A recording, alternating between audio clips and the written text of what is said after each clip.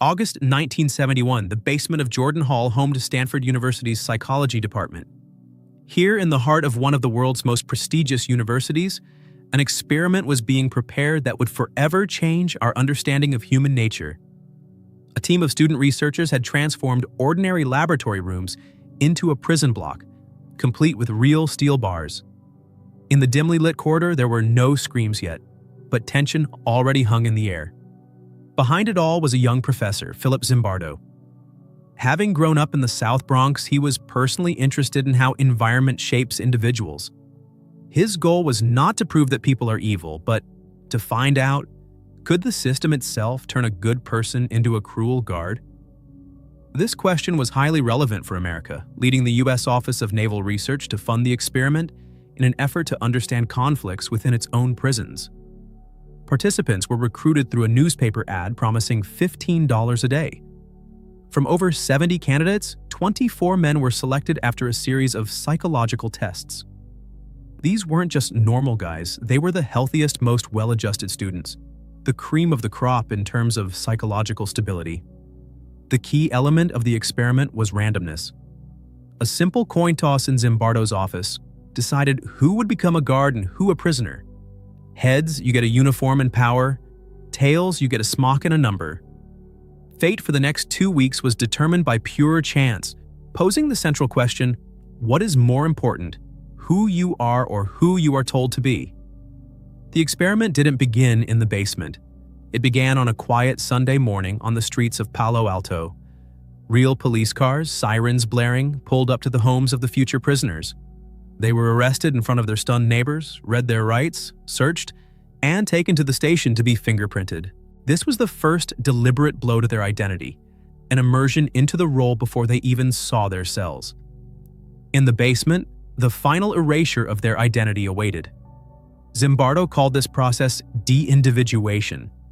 The prisoners were given ill-fitting smocks with no underwear, forcing them to move awkwardly and unnaturally. A chain was fastened to one ankle, a constant reminder of their captivity. Names disappeared, replaced by numbers. The guards also had uniforms, wooden batons as a symbol of authority, and mirrored sunglasses. This detail was crucial. They hid their eyes, turning a person into an impersonal function, an anonymous symbol of the system. The first few hours were awkward. The guards didn't know how to act, and the prisoners smiled, not taking it seriously. It seemed like a student game. But the calm was short-lived. On the morning of the second day, the prisoners rebelled. They tore off their numbers, barricaded their cell doors with mattresses, and began taunting the guards. At that moment, the game was over. Faced with resistance, the guards stopped hesitating. They burst into the cells, blasting the prisoners with a freezing stream of carbon dioxide from fire extinguishers. This was their own initiative, not prescribed by the rules. They stripped the rebels naked, took away their beds, and threw the ringleader into solitary confinement. Power was intoxicating. After suppressing the rebellion, physical violence gave way to psychological abuse. The guards began inventing their own humiliating punishments. They woke the prisoners in the middle of the night for pointless roll calls that could last for hours. They forced them to do push-ups, often placing a foot on their backs, turning the exercise into an act of dominance. The system began to generate cruelty on its own. Very soon it showed its first crack. Less than 36 hours in, prisoner 86-12 Douglas Corpy broke down. He began to scream, cry, and thrash in an uncontrollable rage. The research team initially dismissed his cries of "I'm burning up inside" as an act, an attempt to cheat the system. But this was no game. The young man was on the verge of a genuine nervous breakdown and had to be released. It was the first warning bell that the experiment had already gone too far. But the departure of one prisoner didn't stop the system. It only intensified the pressure on those who remained. At the center of this escalation of cruelty was one guard, Dave Eshelman. He consciously modeled his behavior on the sadistic prison warden from the film Cool Hand Luke, played by Strother Martin. Eshelman would later admit he thought he was helping the experiment. He believed the scientists needed dramatic data, and he was simply playing a role to give them something to analyze. His example revealed a terrifying truth. A role doesn't just consume a person, it provides a script and, more importantly, permission for a cruelty that had perhaps always been dormant within. The main tool of this cruelty was dehumanization. The guards stopped seeing the prisoners as fellow human beings. They forced them to clean toilets with their bare hands, made them simulate humiliating sexual acts, and spoke of them as if they were cattle. The process was literal. When the prisoners were forbidden from using the toilet and ordered to defecate in a bucket inside their cell, they became a source of filth and odor. It's similar to how we handle computer files. As long as a file is named person, you are careful. But rename it trash, and you press delete without hesitation. To crush any thought of resistance, the guards employed a classic tactic: divide and conquer. They created a privilege cell. The 3 most obedient prisoners were placed there, their beds were returned, they were given good food, and were even allowed to wash. The effect was immediate and devastating. Solidarity among the prisoners collapsed. The privileged ones began to look down on their former comrades, refusing to share their food. They were no longer fighting the system, but each other for its scraps. The system learned not only to manage from within, but also to hide its true nature from the outside world. When parents came to visit, the prison transformed. The prisoners were cleaned, fed, and music played in the hallway. It was a performance of normality. And the parents, despite their son's exhausted appearance, believed the illusion. Moreover, when one concerned mother threatened to call a lawyer, Zimbardo personally persuaded her not to, preserving the seal on his small hell. At that moment, it became clear they weren't the only ones trapped. Zimbardo himself had ceased to be a scientist. He had become the prison superintendent, obsessed with security, order, and the threat of another riot. A telling incident occurred when his colleague, psychologist Gordon Bauer, visited the basement and asked, "Phil, what's the independent variable here?" Zimbardo, by his own admission, got angry. He didn't understand the question because he was no longer thinking like a researcher, but like a warden. The situation had consumed everyone, even its creator. But on the 6th day, an outsider entered this sealed world. It was Christina Masloch, a recent Stanford graduate and Zimbardo's girlfriend, whom he had invited to conduct interviews. Of the nearly 50 people who had visited the basement, she was the only one to openly question the ethics of what was happening. She didn't see scientific data, she saw real people suffering. The trigger for her was a scene on a monitor, guards leading prisoners to the toilet with bags over their heads, holding onto each other's shoulders in a humiliating chain. That night, a conversation took place that changed everything. Christina confronted Zimbardo directly, telling him, "What you are doing to these boys is terrible." This direct moral rebuke from someone close to him was the shock that snapped him out of his role as superintendent. He finally saw his experiment through her eyes, not as a scientific study, but as a factory of cruelty. Under her influence, he made a difficult decision. The experiment, planned for 2 weeks, was immediately terminated. The announcement of the end brought mixed feelings. The prisoners felt immense relief, though many were so disoriented they didn't immediately believe they were free. The guards, however, were disappointed. They had enjoyed their power. In subsequent debriefings, where everyone was just a student again, a startling mechanism of self-justification emerged. Even the most brutal guards didn't see themselves as bad people. They categorized themselves as either good or tough but fair. No one could admit to crossing the line, demonstrating how easily the human psyche rationalizes evil. To explain what he had witnessed, Zimbardo formulated a theory he called the Lucifer Effect. The metaphor was not chosen by chance. Lucifer was not born evil, he was God's favorite angel who fell. This is a story not of inherent wickedness, but of the corruption of good. Zimbardo's main conclusion was simple and disturbing. The line between good and evil is not fixed, but permeable and movable. He proposed viewing the individual as computer hardware in this situation, as the software. Even the most powerful and perfect computer will execute malicious tasks if it's running a virus. In the Stanford prison, this virus consisted of several key components we saw in action. De-individuation, where a guard's mirrored sunglasses erase his identity. Dehumanization, where prisoners are ordered to clean toilets with their bare hands, turning them into objects of contempt. And of course, mindless obedience to authority. as no participant said no to Professor Zimbardo, the creator of this cruel game.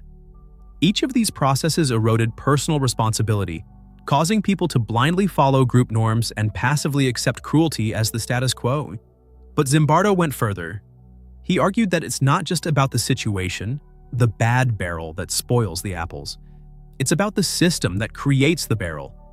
The system is the ideology, the economic and political forces that grant permission for cruelty. In this case, the system was the professor himself, who set the rules and legitimized the guard's power. He was the owner of the orchard who decides which barrels to use and who bears responsibility for the rotten fruit. This idea did not emerge in a vacuum. Nearly a decade before Stanford in 1963, psychologist Stanley Milgram at Yale University demonstrated something similar. His participants were willing to deliver seemingly lethal electric shocks to a stranger simply because a man in a white lab coat said, "The experiment requires that you continue." Milgram showed the power of vertical authority, of orders from above. Zimbardo, in contrast, revealed the horror of horizontal power, how roles and group pressure compel ordinary people to torment each other without any direct orders. And yet, if evil can be banal, Zimbardo believed, so too can heroism. He countered evil with the concept of banal heroism. A hero is not a Superman, but an ordinary person who, at a critical moment, says no to the system. Christina Maslach became such a hero. Her action was an act of social disobedience that proves a situation can be changed. Later, based on this idea, Zimbardo founded the Heroic Imagination Project, an organization that teaches people to be heroes in training, ready to act rightly when the system demands they do evil. Over time, however, this powerful and clear narrative began to show cracks. Many scientists today argue that the Stanford prison experiment was not science in the strict sense. It lacked a control group, and Zimbardo himself was an active participant, completely violating objectivity. Critics call it more of a demonstration of a preconceived idea than a pure study. Zimbardo's greatest scientific sin was the conflict of interest. He was both the researcher and the prison superintendent. It's like being both the referee and the coach of one of the teams on the field. Impartiality becomes impossible, but the most serious criticism emerged later when researchers gained access to the experiment's archives. On audio recordings discovered by French researcher Thibault Letexier, one of Zimbardo's assistants, David Jaffe, is heard instructing the guards before the start. He says, "You can create in the prisoners feelings of boredom, a sense of fear. We want them to know that we're all powerful and they are nothing." This briefing challenges the main conclusion the cruelty was not entirely spontaneous. It was, at least in part, requested. This phenomenon is known as demand characteristics. Participants guess what the researcher expects of them and begin to play along to help the study. The most striking example is the guard Dave Eshelman, nicknamed John Wayne. He later confessed that he was consciously playing the role of a sadist to give Zimbardo, as he put it, something to work with. The participants were like actors on a film set, and Zimbardo was the director. They understood what kind of movie was expected of them and played their parts as convincingly as possible. And here the main ethical question arises: even if the experiment yielded some knowledge, does that justify the psychological trauma inflicted on the participants? It was after the Stanford and Milgram experiments that the American Psychological Association introduced strict ethical codes: informed consent, the right to leave a study at any time, and the minimization of any harm. The Stanford prison experiment became one of the last dinosaurs of an era of unethical research. Today, no university ethics committee in the world would approve it, but the story had a chilling sequel outside the laboratory walls. In 2003, photographs from the Abu Ghraib prison in Iraq shocked the world. American soldiers smiling posed next to pyramids of naked Iraqi prisoners. These images were a mirror reflection of the Stanford basement, only without scientists behind the monitors. Philip Zimbardo was invited as an expert witness at the trial of one of the guards, Staff Sergeant Ivan Frederick. The professor's verdict was the same as it was 30 years earlier. It's not about a few bad apples. It's about the bad barrel. Young soldiers found themselves in a toxic situation, without clear orders, without supervision, with a mandate to dehumanize the enemy and with absolute power over captives. This metaphor changes the very approach to solving social problems. If you want to change a person's behavior, it's pointless to fix the person. You need to change the situation, the system, the barrel they are in. It's the difference between a doctor who treats one sick patient after another and an engineer who fixes a rotten water supply system that is poisoning the entire city. Zimbardo urges us to be engineers of social systems, not just doctors for individuals. And these prisons are everywhere. They are the hazing rituals in the army, humiliating initiations in college fraternities, and toxic cultures in corporations where managers are given tacit permission to exert psychological pressure. We are all constantly playing roles in wearing uniforms, whether it's a business suit or a police uniform. And that uniform, like the mirrored sunglasses of the Stanford guards, gives us permission to behave in ways we never would in our regular clothes. The Stanford prison experiment was stopped, but millions of people continue to live in their own prisons every day, social, corporate, and ideological. It became a fire alarm for human conscience, showing how fragile our morality is under situational pressure. And the main question it leaves for each of us is, knowing how easily a good person can cross the line, what will you do when the system orders you to be cruel? What will prove stronger, your identity or your uniform?